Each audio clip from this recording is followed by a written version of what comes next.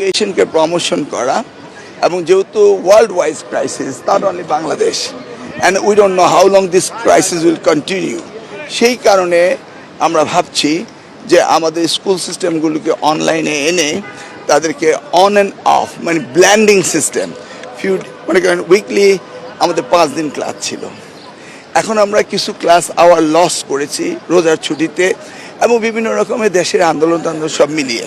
তো আমরা স্কুল আওয়ারটাকে অর্থাৎ 6 ডেজে উইক করছি।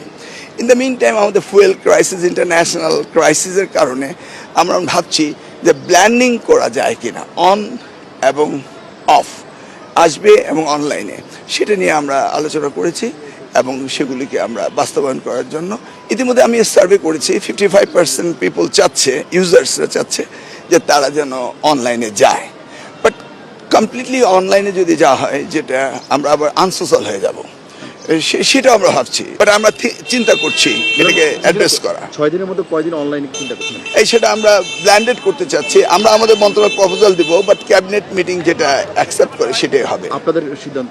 আমরা এখনো প্রপোজাল দেইনি, বাট ব্ল্যান্ডিং করব আমরা। কোন পর্যন্ত আপনারা 6 দিন করবেন, 5 দিন থাকবে, এরকম কোন?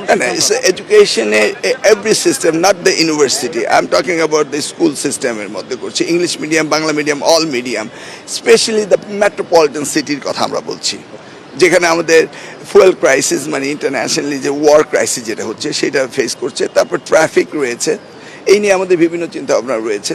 স্কুলগুলোকে তারা নতুন করা মানে বাস সিস্টেম করা, ইন্ট্রোডিউস করা, বাসে আসা, এই সেগুলি নিয়ে ভাবনা চলছে। ইলেকট্রিক বাস, ব্যাটারি সিস্টেম বাস, সোলার এনার্জি বাস, এগুলি কিভাবে আমরা এই প্রবলেম ফেস করতে পারি, এগুলি নিয়ে next cabinet meeting discussion will propose.